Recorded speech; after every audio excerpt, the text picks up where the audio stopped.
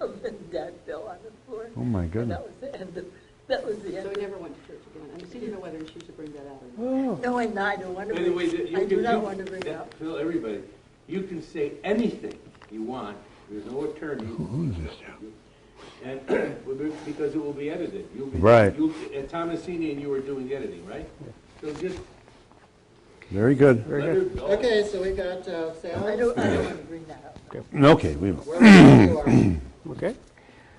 Lillian Gobitas Close, what a thrill for Phil Donahue and I to be here. I am the one with the thrill. And the backdrop of this is the Robert Jackson Center, of which I am the president and the founder. We are very conscious about the legacy of Justice Jackson, and one of the big parts of his legacy is his opinion that he wrote in West Virginia versus Barnett. And a few years ago, we had the privilege of having the two Barnett sisters come to Jamestown, New York, together with scholars, Sean Francis Parker, together with the Robert Jackson biographer, and a law clerk from Harlan, Justice Harlan Stone's clerk, who was there during the Barnett case. And this was about 5 years ago. Thereafter, and it was wonderful, it was filmed by C-SPAN, just so exciting. Then, a year afterwards, we had a guy named Phil Donahue. You may have heard of him. Came to the Jackson Center, and we had a chance to get in to talk to him about his thoughts about Jackson. And he talked about a lady named Lillian Gobitas.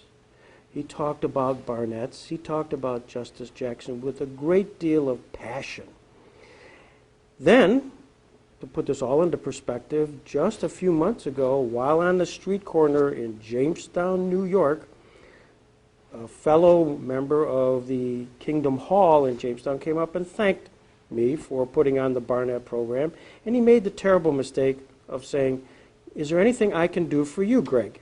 And that was a mistake, because I said, yes, there is no Barnett case if there wasn't a Gobitas case. And the Gobitas case is extremely important. I would like to know if Lillian Gobitas is still among us. And John Lanetta sought you out, which led to you and me having a conversation, and you graciously inviting us down here to come and talk about this. And so to me, it's just exciting, and what was really more exciting is when I reached out to this guy named Donahue.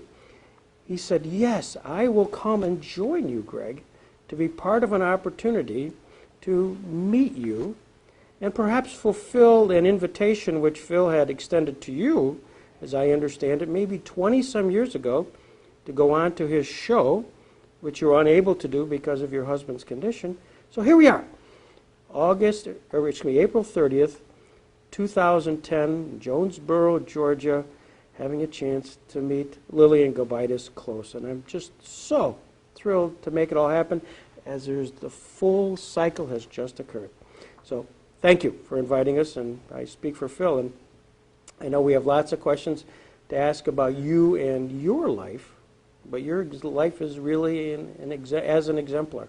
So thank you for letting us be here. I love it. Well, it was easier to book President Reagan than it was you. So I've paid my dues. I waited long enough now, Mrs. Close. Lillian, please. How shall we begin? Let me first tell you, when I first became aware of the Jehovah's Witness drama that took place in the 40s, I was just overwhelmed by the courage of your people. I mean, the cops beat you up. The police would join the American Legion and confront witnesses coming in from out of town and physically beat them up. I've read stories of children, not your case, but in other schools, of being beaten by the teacher. Salute this flag. and they'd beat the kid. He, you know, how old is he? 3rd grade, 5th grade? And he wouldn't salute. How do you explain this courage? As no one else in that time, you couldn't walk down the street. People threw stones at you. Tell us about that. Well, we feel that Jehovah gave us the courage, that's for sure. In fact, my sister was taking the bank deposit in a paper bag, grocery bag. She was surrounded by a group of girls with straight pins ready to stick them in her. And they said, okay, Jean. And she said, oh, I have a cousin named Jean. She looks just like me. You might meet her. She's a witness too. And they scratched her head and, oh, okay, and they walked away. Wow. Anyway, that was... But they were prepared to stick her with pins? Yeah, they were all going to surround her and stick her with pins. But anyway, that was ongoing. We had different things ongoing. And your father owned a grocery store? Yes, that was our livelihood. Mm-hmm. Our And whole life centered around the congregation and the store. mm-hmm. And you lived in Minersville, Pennsylvania, 90% Catholic. Yeah. When did you start to feel the hostility or how does a little girl process this? Why are they beating my friends up? Well, this isn't the right sequence. In those days, everything was do it yourself. It was right after the Depression. And we would work in the store, and then in the evening there was an enormous laundry. My father had 4 butchers, and you didn't send out the butcher coats and the aprons. Mother did all that. And in the evening we would get the ironing boards out, 6 children, parents, and my sister Jean and I, we would start the ironing. Well, it wasn't bad. We would listen to Red Skelton, the Lux Radio Theater, and While you were we're ironing. doing the laundry and ironing, Yeah. yes. And we really had a happy life. Really? We didn't feel deprived or anything like that. Mm-hmm. But it was really after the flag salute issue transpired Mm-hmm. that it was open season on Jehovah's Witnesses. After the Supreme's Yes. decision. Exactly. And They felt entitlement. right, the Supreme said they had to salute, and they're not saluting, they're not pledging to the flag, and you and your little brother, William, were expelled. Yeah, yeah, yeah. And that's when the violence began. Yes, yes. There had been in the 30s a lot of things, but this was open season on Jehovah's Witnesses. Mm-hmm. Do you remember any particular instances that jump out at you? You're an eyewitness, so Mrs. Close, I'm sorry to be pulling at your memory string here because I'm not sure I could recall. You're talking here 30s and early 40s.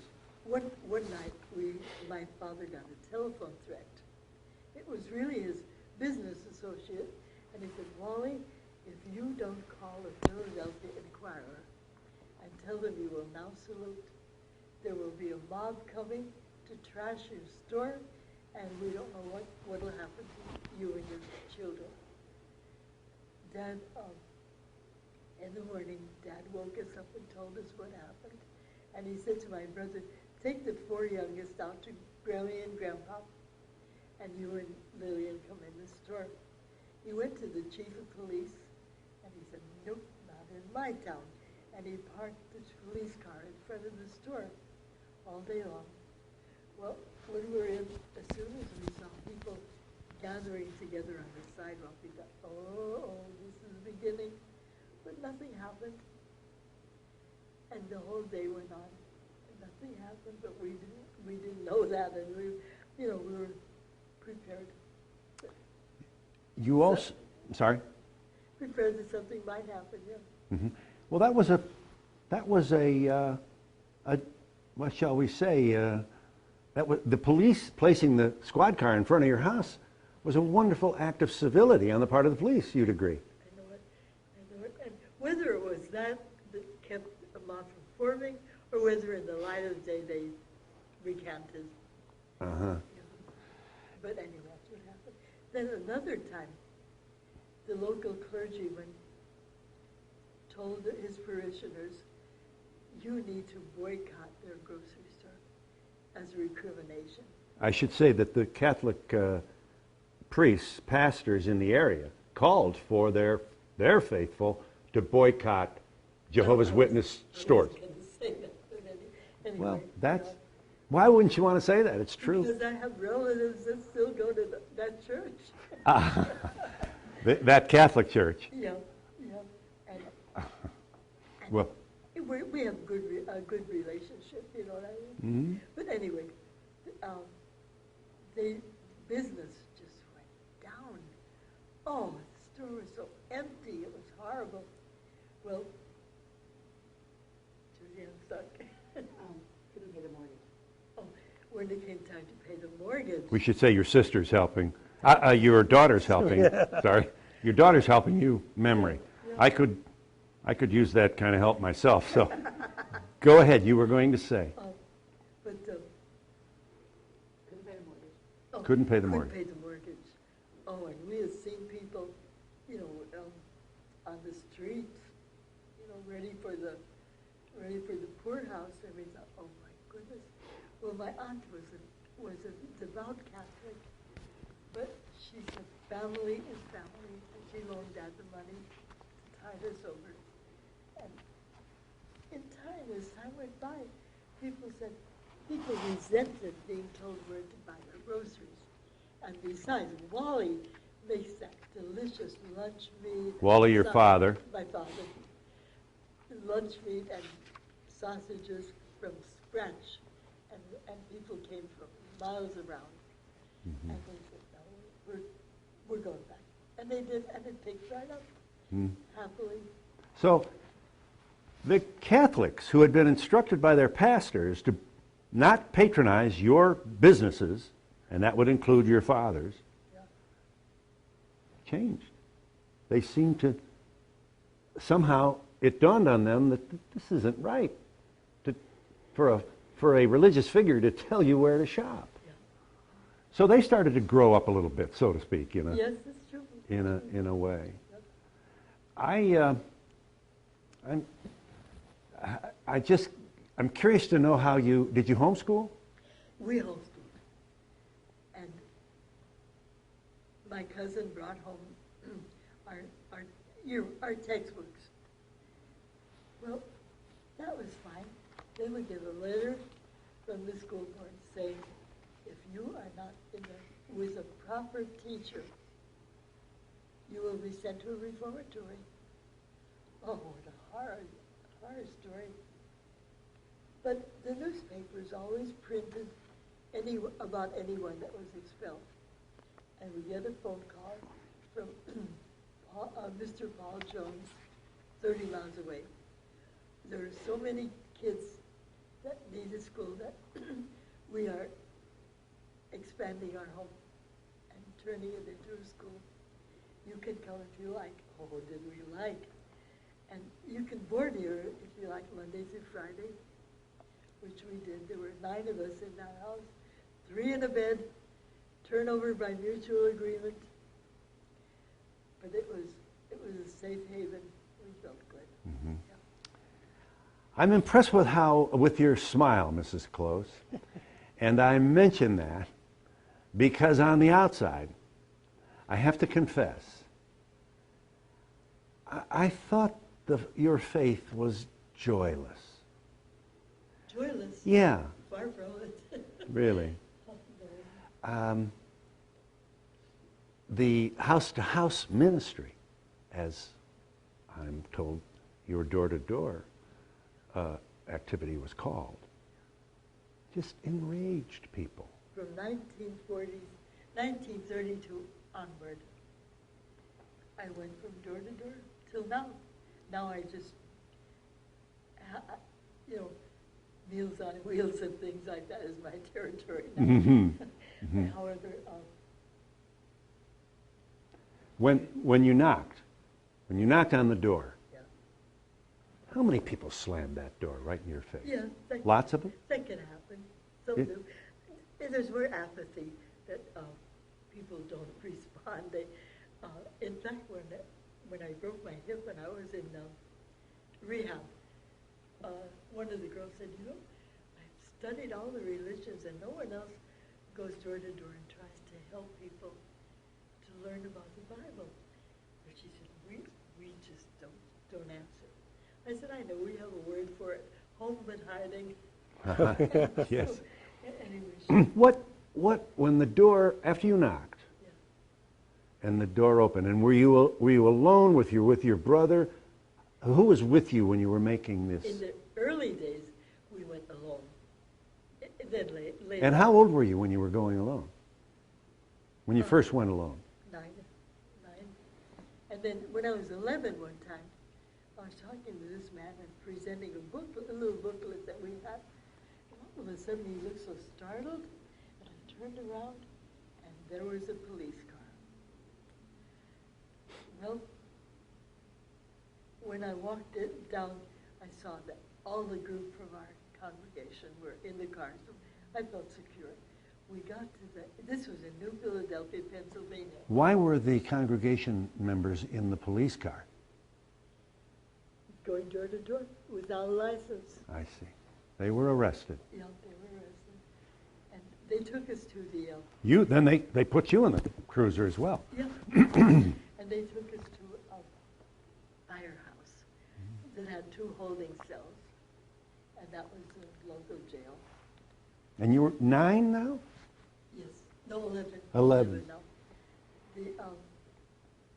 The churches, by mutual agreement, had let out early. And there must have been 1,000 people milling around. And one girl knocked me on the arm. But that was nothing. And we were herded into the firehouse. There were 2 holding cells. I saw my father in one. And I saw a young girl my age with her father in the other one. Her name was Eleanor. More about her later. However, they kept us for several hours, and then the mob got tired of it all, and they dispersed, and they said, all right, you can go now. The women and children are fine, but the men have to go to the county courthouse on Wednesday. So Dad did, and he was given 5 days in jail. And we went to see him and all like that. But okay, that was it. It was no big deal. But at age 8, 9, 10, 11, the cops are arresting you, your friends, your family. Yeah. Did you have that smile then? Yes. Did you understand why they were doing this? I just Yes. can't imagine being that young. My dad's in jail. All my friends are in jail. Everybody hates us. No one did about it. No, remember Jesus said, they've done this to me, I'll do this to you. And we never forgot that. Mm-hmm. And that's how we coped with it all. Yeah. Just a couple of details for the person raised Catholic. Jesus is the Son of God. Yes. God is Jehovah. Yes. You do not believe in the Trinity. No. Namely, because the 3 wouldn't be one. They're one in purpose and one in harmony, but they wouldn't be one person because Jesus was always talking to his Father. Our Father which art in heaven. Mm-hmm. Yeah. And you went to Kingdom Hall how often a week? Once, twice? Twice.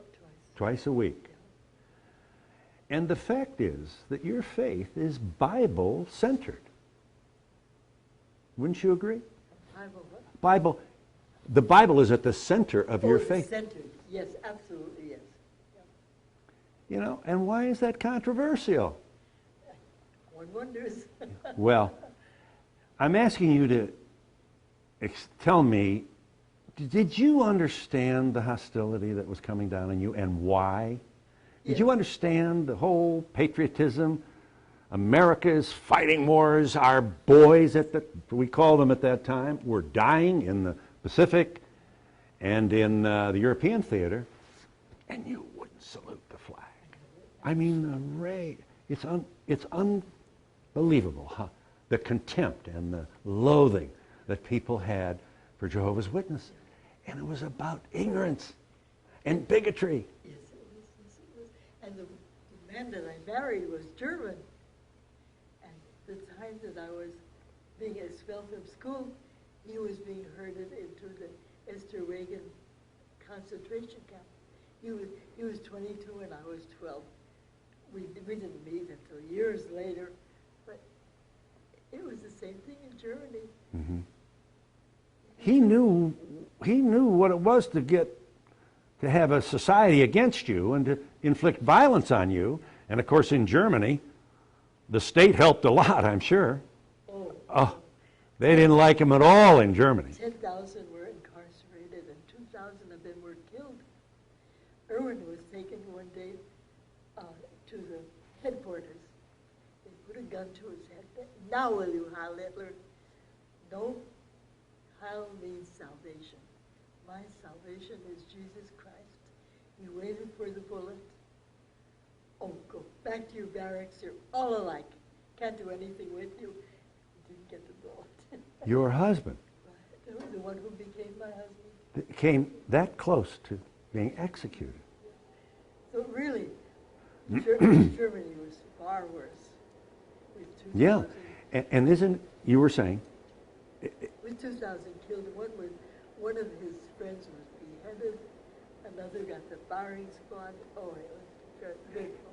And he came to the States and continued to be faithful to Jehovah and honor the what was expected of a active Jehovah's Witness. Yes, true. Even though he had seen a beheading, he almost was executed. You know, that's called faith right there. It is, yes. And you had it. Well, it was our continued activity with the congregation, the studying and doing our work, you know. Mm-hmm. You were never alone then. No. That must have been a wonderful feeling. You had a community. It's not like your husband was out there alone in Germany probably, but you had a community of faithful you trusted each other, Yes. and you hung on to each other, my guess, huh? Yeah, exactly right. Uh-huh. I can't imagine you, I don't think, speaking for myself, at age 8, I'm not sure I would understand this anger. Well, when my grandparents came to live with us at that point, they were building a house, and Dad invited them to stay with us while it was in progress. When they were gone to their meetings, they were Jehovah's Witnesses. When they were gone to their meetings, Dad would say, "Why are they spending all this time reading the books and, you know, going to the Kingdom Hall?" And he would sneak in their room and read. Oh, this is the truth. Well, we would come home Mother took us to the Methodist church, and we would come home. "Ruth, what did you learn in church today? Do you know what the Bible says?" And you would point out different things, you know. Mm-hmm. The dead are asleep, and Jesus said, "I am the resurrection and the life." Mm-hmm. Well, Judy, help. Eventually, your mom. Oh, and you. okay. Eventually, we did become Jehovah's Witnesses too. Mm-hmm. And when I read that, when I heard that in Isaiah 11, the lion would eat straw like the ox, and the little child would lead them, I thought, oh, that's wonderful. Mm-hmm. But sometimes people say, well, that's how heaven will be. But it goes on and says, but the earth is full of the knowledge of the Lord, like the water covers the sea. Oh, this was the grandest thing. We really felt this. Filled your heart. Filled our heart. That's it. Tell me about William. Did you call him Billy? Billy. 2 years, or at least, what was he, 2 grades? 2 years younger. Uh-huh. So he was in the, what grade was he in when you were both expelled at the same time? Yeah, I was in 7 and he was in 5. And did you, people tried to, tell me about what you know about, he wouldn't salute him. How did the teachers respond?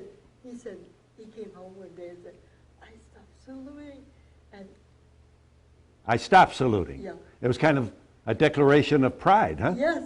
He said, the teacher tried to put up my arm, but I held onto my pocket. And she couldn't put up my arm, you know. And that was it. And I thought, oh my goodness, I have to take my own stand. I'd been kind of a chicken before that. And so the next day I went to the teacher and said, Miss Shofstall, and I explained what I was going to do and why. And I was prepared for recrimination. And she said, Lillian, oh, you are a dear child. Oh, but not the class. When they saw it, oh, they were so angry. At you? At me, and when I came to school, they said, here comes Jehovah, and the pebbles were flying. But I didn't care. I Really? wasn't that much of it. You never were moved to weep, cry? No. No, actually not. I guess I was a little tough, I don't know. Well, But anyway, I loved school. Oh, and I was on the honor roll. you were the class president, were you not? Yeah, at that time. And I just thoroughly liked school. Well, I noticed on my report card that in home economics, I got B. Home economics, my prunes with lemon were a delight. How could they give me a B? And when someone pointed out, that kept me from the honor roll, having a B. And I didn't catch on to that, you know. And anyway, just those little things, that's not important. You feel that you got a B because you were a witness? Yeah, because of my school Mhm. yeah. And Roudabush was our school superintendent. Roudabush, yes. He was the defendant in the case. Yes, yes, yes, Or shall we say, yeah, defendant. yes. And he said, oh, he was furious. And when it went to trial, Judge Maris accepted the case. Now, this is circuit? This was not the Supreme Court. No. We're at the lower This court. was Go ahead. District Court of Pennsylvania. This is before the Supremes came into Yes, this. Okay. absolutely, in Philadelphia. And Judge what's his name? Maris. Roudabush. Oh, Roudabush, yes. Roudabush said to Judge Maris, oh, these children have been indoctrinated. They didn't think of this by themselves. And Judge Maris said, I believe they're sincere. I've watched them, and I'm sorry, I believe they're sincere. Well, And he ruled that your expulsion was unconstitutional. exactly right. Exactly right. Well, Roudabush wouldn't have any of that. Superintendent of schools, Knew yes. the case. So in the appellate court. He takes it into another level of... Yeah. Mhm. And there were 3 judges in that one. And Bill and I were on the stand in this case. You went to you testified. Yeah. And they said to Billy, oh, why don't you salute? And he said, Exodus 20, have no other gods before me. And then they said to me, why don't you salute? And I said, 1 John 5:21, little children, keep yourselves from idols. The opposing lawyer said, I object. Of course, I nearly fainted.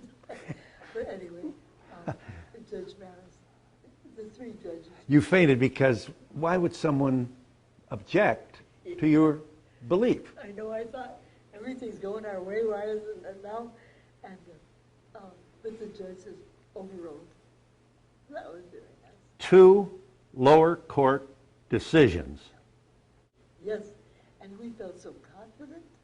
So when Roudabush says, I'm taking it to the Supreme Court, piece of cake. Doesn't matter. We've already won at the lower Yeah. court level. Yeah. Okay. So one day, Mother and I were working in the kitchen, Bill and Dad were downstairs in the store working, and there was a newscast in Washington today in the Flagsville case. There was a ruling of 8-1 against Jehovah's Witnesses. You first heard about that on the radio, or? Okay, go ahead. Oh, couldn't believe it. We ran downstairs to the store and told Bill and Dad they were equally aghast. And after that, that's when it was open season on Jehovah's Witnesses. Mm-hmm. Now let's go get them. It was okay Yeah. to push you around, and worse. Yeah. Now we have two lower courts saying this is unconstitutional. If you don't want to salute, you shouldn't have to salute. Yeah. The Supreme Court votes 8-1 against the lower court. Yes, yes, yes.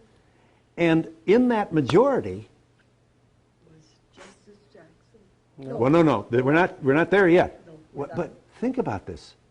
Frankfurter, you have to salute He was the main pusher. for being against, Against it. you know.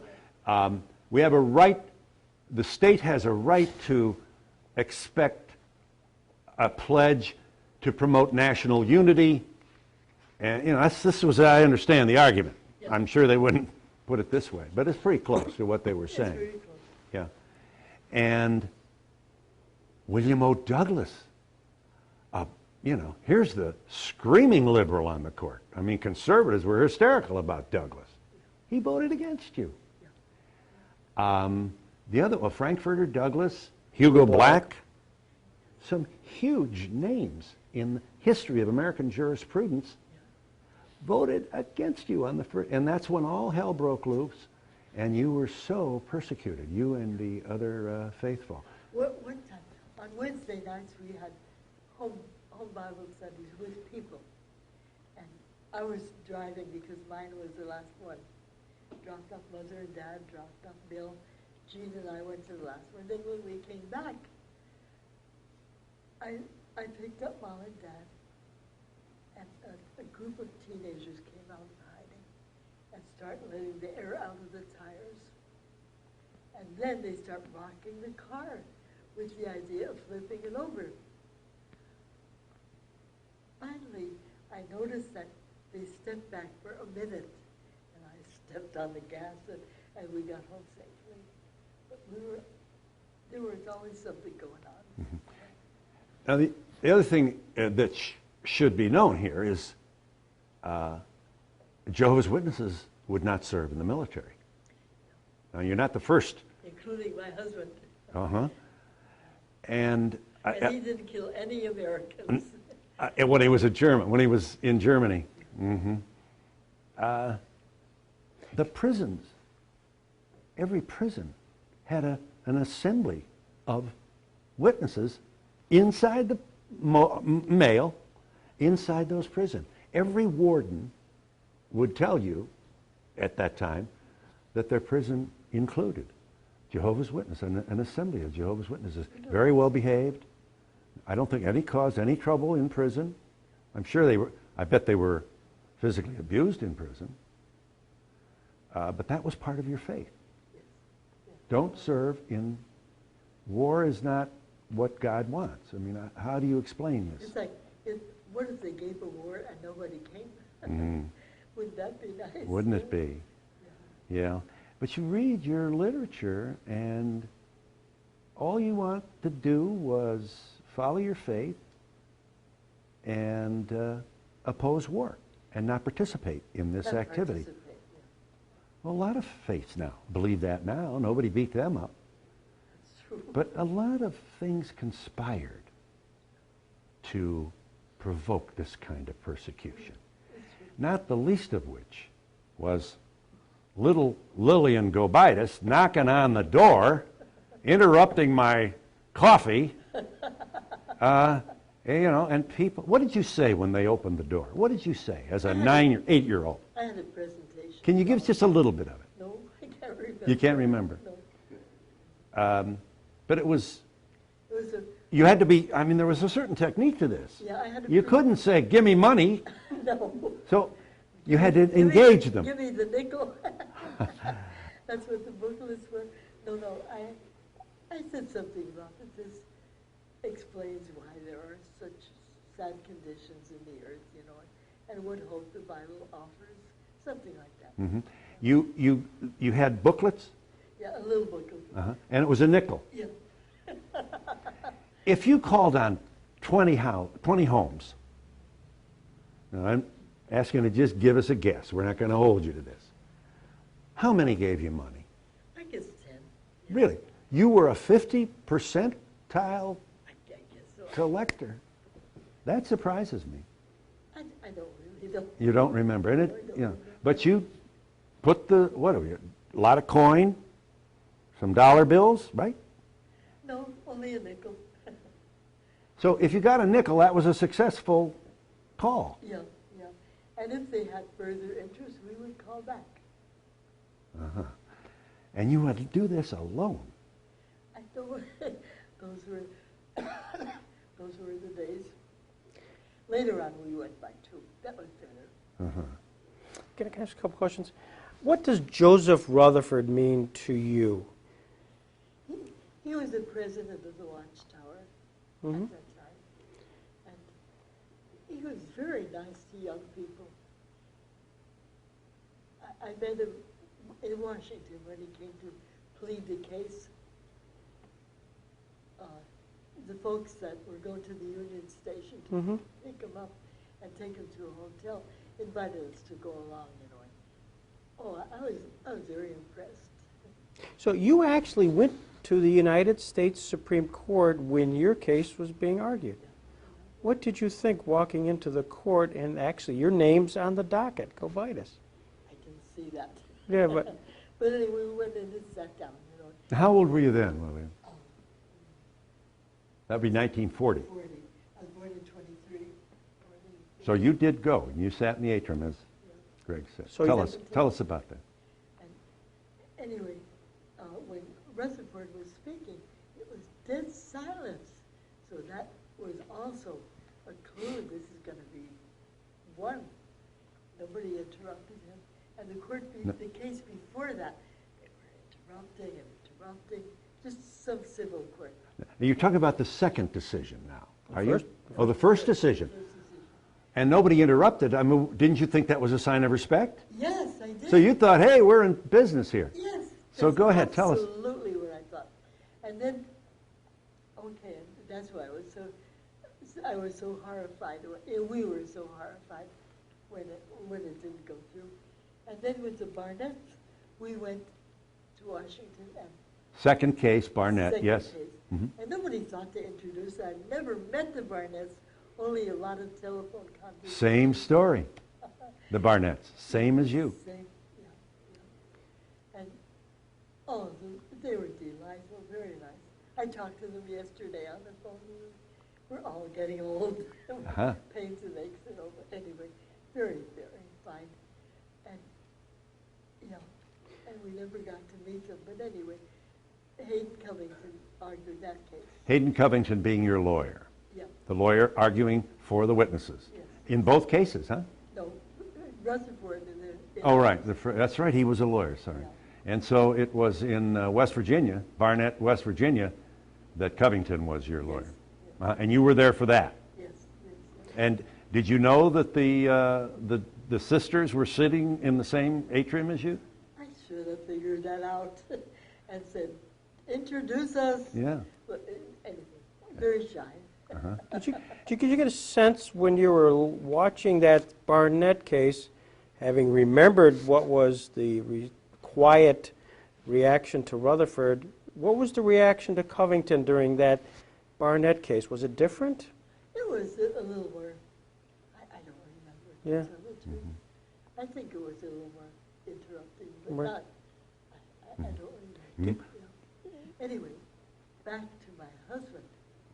In 1946, in Nuremberg, Germany. Now, all these 8,000 survivors would meet with the whole group for the first time in years after being incarcerated You're talking Germany now. in Germany. Mm-hmm. My husband was organizing, he was helping to organize this convention. It would be on the parade grounds in Nuremberg, where Hitler used to proudly parade his troops. Mm-hmm. But now he was gone, and here we were. Okay. He and another man went to a castle where the journalists were housed.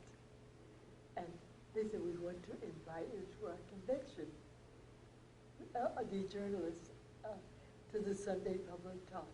All right, what you may do is put it on the bulletin board. And they look there every day for their assignments and so forth. And just do that. By the way, you are invited to attend the trials, which were conducted by Justice Jackson. Mm-hmm. You were invited. The journalists were invited? No, the journalists were covering it. Uh-huh. That was Who was invited? my husband. I see. My husband and his friend. He said, what a privilege, but we have so much to do to get this convention going, and there are bomb craters to be filled, and it was tremendous. So they said, we have to turn it down. But think of that, Justice Jackson, there he was. Mm-hmm. You remember, did he read the decision? Yeah. You remember when you first realized that you won? I mean, you were 20-something then. Yes, 20. What do you recall about what came back from the bench? I mean, do you remember any moments or something maybe one of them said? Just we were very, very glad. And then that opinion that Justice Jackson wrote was beautiful. Oh, my goodness. And it was on Flag Day On Flag Day. in 1943. And even though the war was still on, it still all calmed down. It was so nice. So Uh-huh. nice. However, in 1951, I went to Europe for different conventions and was invited to a gathering that turned out to be a musical gathering. And my husband was singing, my husband to me was singing so beautifully, and I went up to him and told him how I enjoyed that and da-da-da. Mm-hmm. And he just kept smiling and I kept talking. Mm-hmm. I'm a talker. And when I walked away, he said to his buddy, what did she say? I didn't understand a word of English. And His buddy translated? yeah. So then, when he went back, he was assigned to Kiel, Germany, as a traveling minister. And when he went back to Kiel, he took a crash course in English, so he could go to the missionary school up in South Lansing, right near Cornell University. Mm-hmm. After he graduated, these two German ladies said, we've got a girl for you. Yeah. And it clicked. And 3 months later, we were engaged and served in Austria, beautiful Austria. Yeah. And I didn't know German, but it's sink or swim. You learn. But you met him here. Where did you first meet him? In First Germany? met him in Germany. And you were there for the convention, or? Yeah. It's a very devoted family you had. Yeah. Someone gave me a ticket, and I wrapped it up. Uh-huh. Anyway, our children.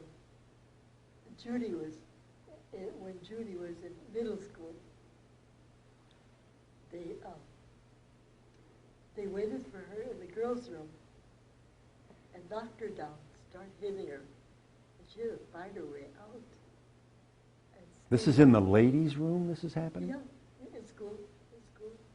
And that was when she was in middle school. She would have been in 7th grade. And our son, too, had his share. But Stephen spent his time missionary work at home and in the headquarters for 2.5 years before he got married. Mm-hmm. And Judy was 7 years in missionary work at home. So they basically pursued all that. 70 classes. Dad spoke in 70 classes. My husband spoke in 75 schools in the Atlanta area. They'd always say, "Did you try to escape?" "Oh, you mean like Hogan's Heroes?" No, the guards were not that dumb. But anyway, it went over very well. And I spoke in 14 classes about the flag case. Mm-hmm. And then that was it. We had a very happy life. Very full, very happy. Mm-hmm. So you're not thinking, you don't know sad songs for you. No, no. I feel like we had a storybook life. And that Jehovah always helped us. We were never. You were always rescued. You were in private school, homeschool, separated from your friends, president of the class, and you get the heave-ho. Yeah. But we loved it in the school at the Joneses' house, you know. Oh, it was so relaxing, you know, no flack. It was very good. And after Mr. Jones died, your father converted one of your grocery store vans to a bus, right? Yeah, his pickup truck, bench, and then we would go down lanes. And in the wintertime, these little children were huddled in the snow. And anyway, a volunteer driver would pick them up and take them. And it was very nice. Can I flash back just a little bit? Because clearly decisions were made for you not to salute the flag. And for the camera, what was a normal salute? Could you show us how the salute was at the time? I feel very strange doing that. It was your hand on the heart and then out. Okay. Palm up. Hand on the heart and then the palm Yeah, up. that's Because right. this, well, it looked It's a too Nazi German-like, yes. Yes. So when they asked you to do that at school, clearly there was, at home, you must have had conversations with your dad and mom as to how to react to this. Yes, we did. Yeah. Yeah, sure. And also we discussed the reasons, Mm-hmm. looking up the scriptures. And they didn't push us. Right. They never pushed us. It was just our own decision, but they supported us. They surely Mhm. did. You were actually at a convention where Joseph Rutherford was at, where he actually talked about the consciousness of that. And I know you didn't attend that particular session, but what did the Joseph Rutherford, how did that impact the two, you and Billy, about Well, this? one man had said, is it wrong to salute a flag? It was a question and answer session, which we hadn't stayed for. Mm-hmm. And he said, well, I would, because of Exodus 20, and many scriptures, because even though it says that, what does it say? That's what I forget. Well, Exodus 20, You must not make for yourself a carved image or a form like anything that is in the heavens above, or that is on the earth underneath, or that is in the waters under the earth. You must not bow down to them, nor be induced to serve them, because I, Jehovah, your God, as a God, exacting exclusive devotion. Exactly right. mm-hmm. In One Army manual said that the stars represent the stars in heaven, and the stripes represent the rays of the sun. Mm-hmm. And that kind of ties into Kingdom Hall in Kennebunk, Maine was burned to the ground. I think so, yeah.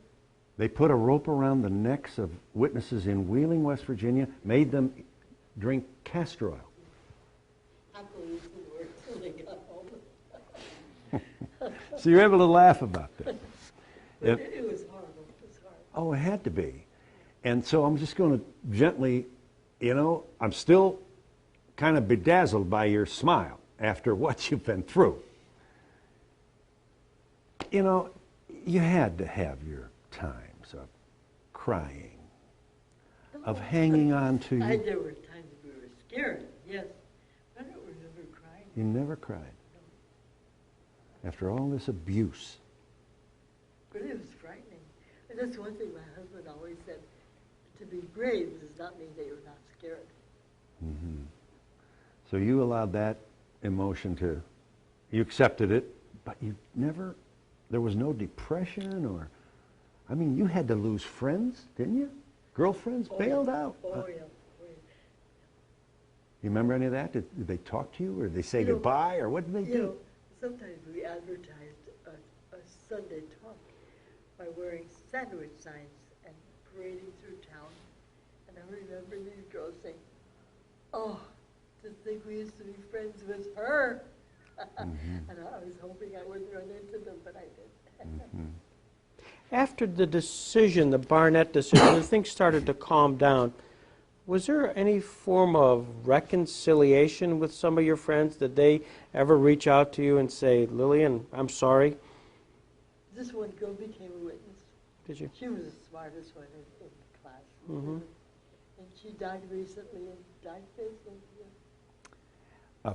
Mrs. Close, I have committed to memory this wonderful passage in Robert Jackson's decision for the majority, which I'm sure you remember. So you'll have to bear up. I'm going to share it with you now.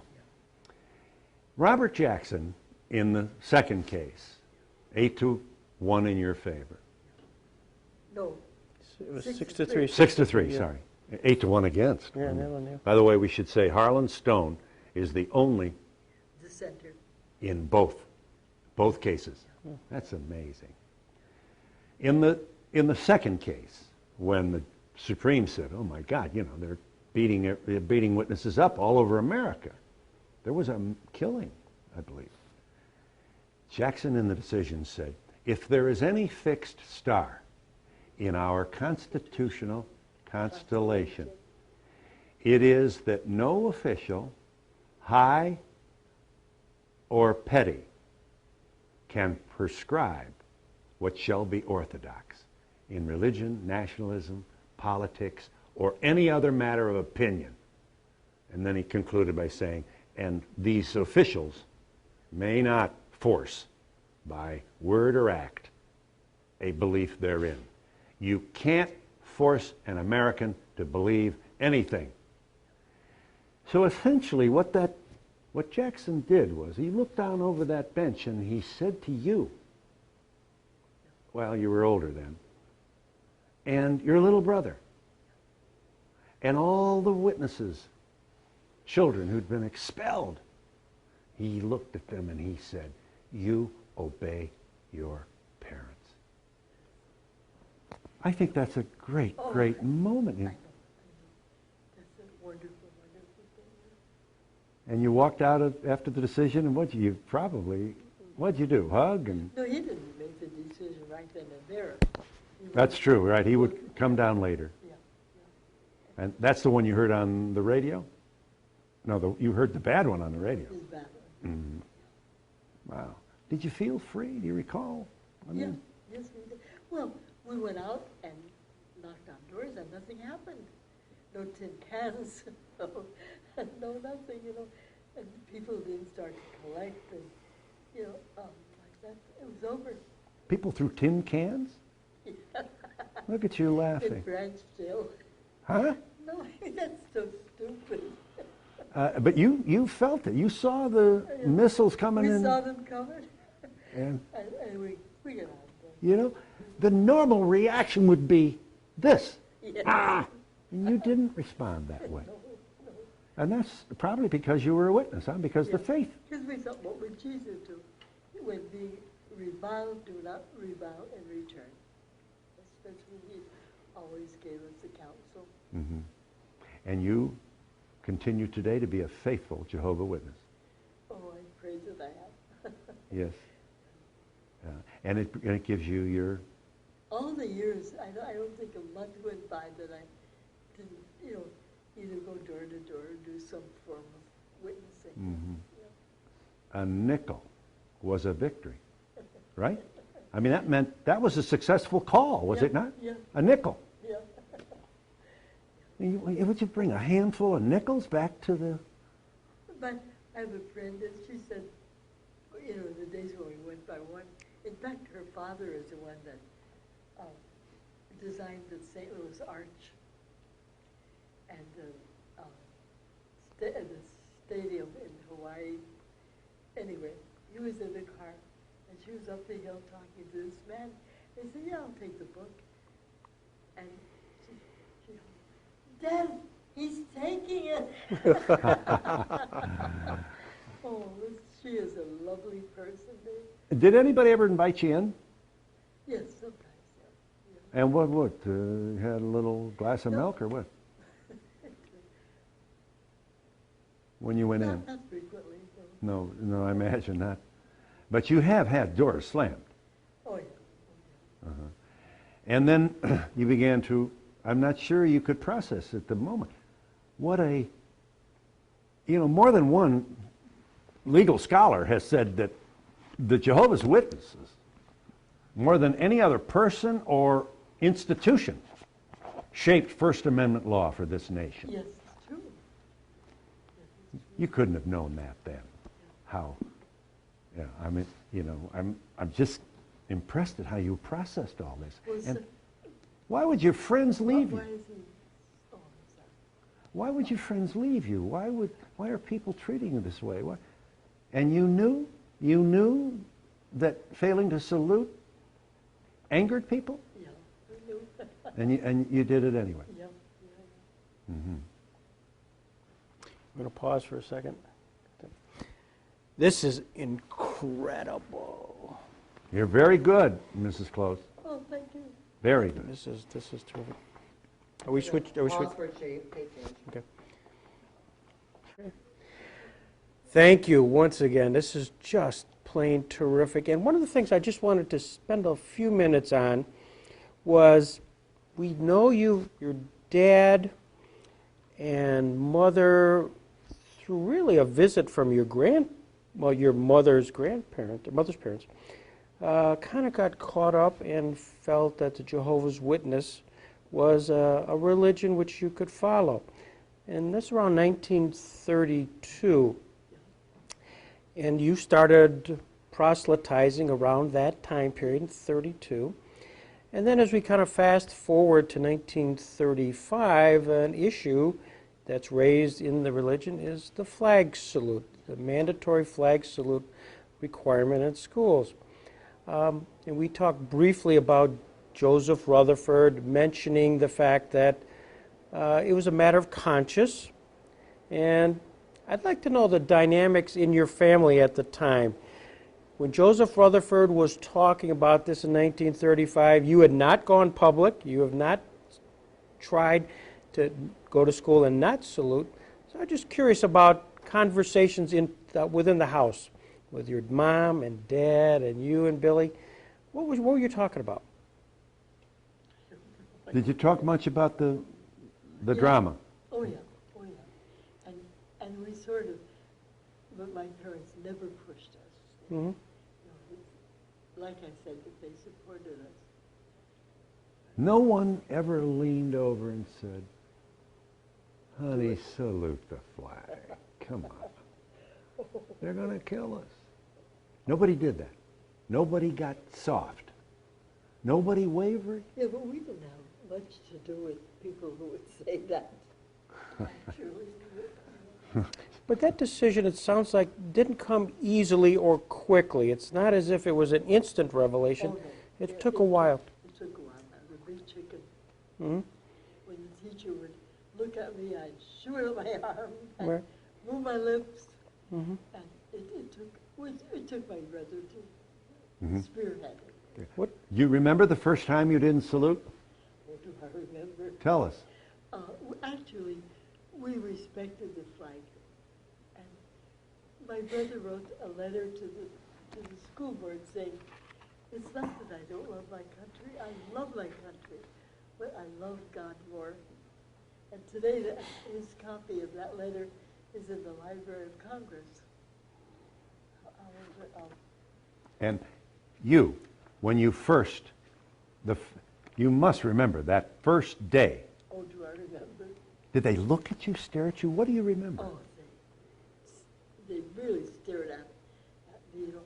And I should have, you know, being class president, I could have called a meeting and explained it. And I guess I was very shy. But some girls would come and say, "Really, what is it about?" And one-on-one was fine. That was just great. I would explain. And they were very pleasant. Those girls were very pleasant. You weren't scared when you didn't salute that first day? Yes, I was scared. You bet. You did stand. Did you stand? No. I didn't know if I should stand or sit. These days I would stand respectfully, but those days I thought, what do I do? Which is the right thing to do? And I sat, and that made it worse. Mm-hmm. You know, I was raised Catholic, as you may know, and I'm a graduate of the University of Notre Dame, proud to say. Oh. And I remember walking down a street in West Cleveland, on the west side of Cleveland, after going to see my girlfriend. I would walk home. I was, 14, 16. And I passed a building that said Kingdom Hall on it. And Mrs. Close, I have to make a confession to you. I remember thinking, boy, those people are weird. And I had no evidence to make that judgment.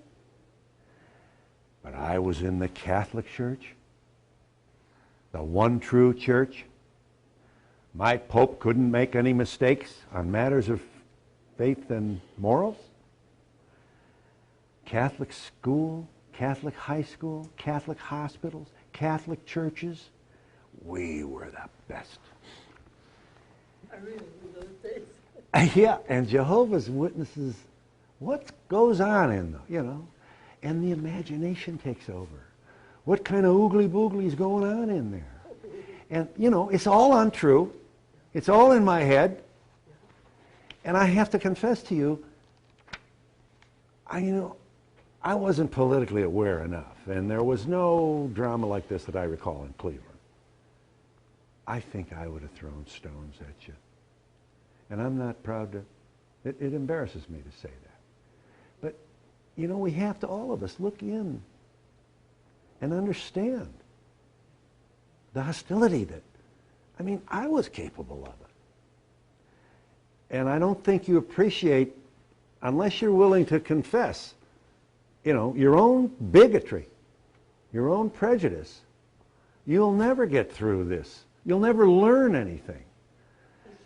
And I have to thank the witnesses.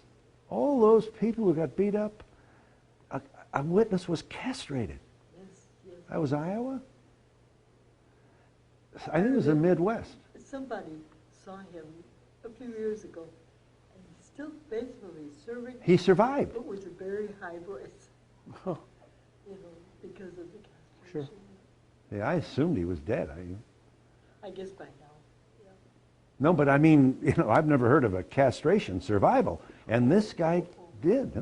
Yeah, he was. Wow. And same with Tar and Feather. Tar and Feather. Yeah.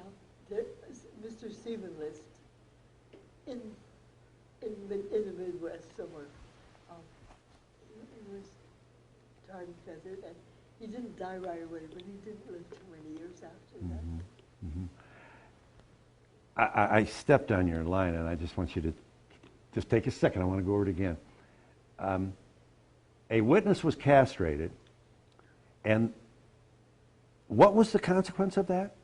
What did you say he... Oh, that someone saw him several years ago, and they said he's still a faithful witness, but with a high voice, a high-pitched voice, because of that action.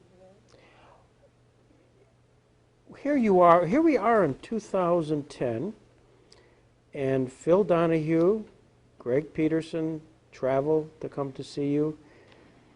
Does this surprise you that there is such an interest in what happened in 1940 and 43? Yes, it does.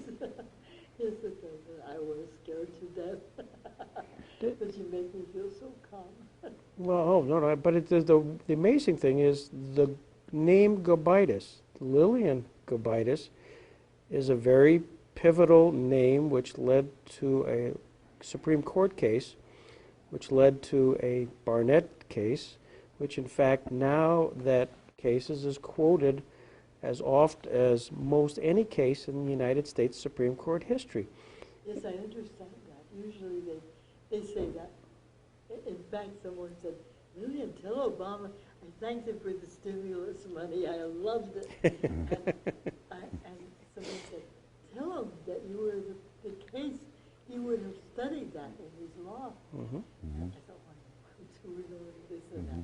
I didn't actually. Does it ever, you wake up some morning and strike you that you are really part of a continuum of cases which really created the law that we really know as civil and the civil liberties law? No, no. Life is so full. But I don't mean to be facetious about this and to laugh or something because we were scared. We were very frightened. And it was not funny at all. But I guess it's a reaction. When you talk about it, do your kids ask you about this? Your children. Children? Sure. Your daughter took some abuse. Yes, yes, yes. That would be at least many years after you. Absolutely. And did she come home and tell you what happened? Yes, yes. What did she say? What do you remember your daughter saying? Well, just that the kids beat her up and hit her, and she fought her way out of it. And my husband said, Lillian, go to the school counselor and talk about this. And I did, and he said, Mrs. Coates, he said, we are not going to put up with this. Those kids that did it, they and their parents have to apologize. And they did. That was good. I see. And this is long after the decision, isn't it? Oh, my. So you went through this as a child. This had to break your heart when your daughter came home. Here we go again. Yeah, here we go again. Right. But you stayed the course. Your faith sustained you. And you're a very happy woman now. Actually, I really feel like I led a storybook life. I had so many nice things in my life. And there's no doubt you will join Jehovah after you die. Well, my hope isn't the heavenly hope, but it is to live on it. Like Jesus said, other sheep I have which are not of this fold, and them also I must bring. And we feel that that's somehow the hope of an earthly paradise. And that's my hope. That was from the beginning. Not of this world. But That this earth will finally, like the Lord's Prayer, your kingdom come, your will be done on earth as it is in heaven. And we feel that we'll see that. And you can see, like, the horrible things that are going on now. And people living in tents, in Sacramento and Las Vegas and Tampa. Awful. People that had a station in life, and now they've lost everything. And it is like Jesus said that in the time of the end, there would be earthquakes and sickness, cancer is out of control. And also in Revelation, the 4 horsemen, one of them was representing inflation. A quart of wheat for a day's wage, which was hyperbole, but it was showed that there would be great inflation on the earth. And we see that now, and that's why we know it surely must be close. we didn't mention this, but witnesses lost jobs. Oh, that's right, Eleanor, my friend. In one day, she and her brothers were expelled from school. Her father, in the coal mines, they had a flag salute ceremony, and all the witnesses were fired on the spot. Her mother worked in a a shirt factory, same thing. They had a ceremony and were fired on the spot. There they are with 3 children. Awful. So what the men did, they would have these illegal coal holes, blasted it through their own mining. Coal holes. Coal hole. And what was the purpose of the coal hole? Money to sell the coal and get some subsidy. So they were their own mining company, so to speak. Exactly right. And did you share money? I mean, you must have, if the neighbor didn't have for milk and bread, I don't know. I'm asking. What kind? Dad was the grocery store. He kept books. People just put it on their charge account. And then when it was all over, a lot of them never came forward to pay. Dad didn't go after them. That's all right. Mm-hmm. And a lot of times, if needy people came through, he would say, just go shop and don't go to the cashier. Mm-hmm. Were you ever knocked down? No. Were you ever punched? Or Yeah. Like I said in that mob, I got a big punch on the arm, but, that's all. Mm-hmm. What's the legacy of the Gobitas case? As we look here today and you say, what impact did your case, followed up by the Barnett case, and maybe that's something when you've talked to the Barnett sisters, you talk about. Do you ever kind of reflect, the 3 of you? We see little children in school today, and they have a far different set of tests. They have, oh, this one's a virgin, and da-da-da, and horrible. And so to keep their faith and not give in to any of that, it's very hard. But also the flag salute, they can quote this as their reason not to salute. the witness stand against war is a virtuous thing. I'm impressed that you were able to stand up against, in the middle of a war. It was sad, because you know how they had, maybe you're too young, they had like a flag with the stars, and every blue star represented one of their sons. Mm-hmm. But sometimes that blue star turned to gold, and that meant that person was killed. It was sad. I remember that. Mm-hmm. You hung it in your window Yeah. for all to see. And if you lost a loved one, the star was gold and everybody knew. It was sad. Mm-hmm. And I assume, well, did you take any sides in the war? I mean, you certainly couldn't support Hitler. No, in fact, my husband, they said, oh, you're just with those capitalists.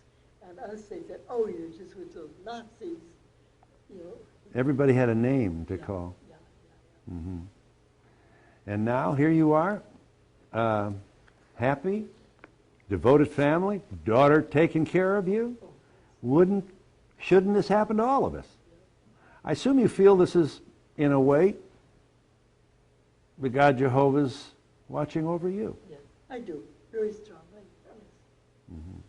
I very much appreciate this talk. Yeah, and I must say, too, it sounds like you had a great marriage. Yes, we did. Yes, we did. Yeah. I'm trying to think of it, for instance. I can't think of any for instance yet, but we did. He was a generous, kind husband and father. Very, and very devoted to the, he was very active in the congregation, helped build this Kingdom Hall. Hmm. And, Why we moved from Canada to here? What? Tell why we moved from Canada to here. Oh, we had moved to Canada for a while, for 6 years. But then we wanted to come where the need was greater for witnesses. And we asked the Watchtower, where should we go? Anywhere in Georgia. And that's for sure, because the territory was worked maybe once a year. Now, again, you know, but anyway. Because there weren't that many witnesses in this neighborhood, I see. Exactly right. And now there are, yes. Uh-huh. But you were also knocking on the doors of some good old Southern people. And in fact, you know, it was so funny when the first week we went out, y'all come back. Oh, get to the car. Guess what? We met the most interested people. They asked us to come back. We didn't know that was like saying so long.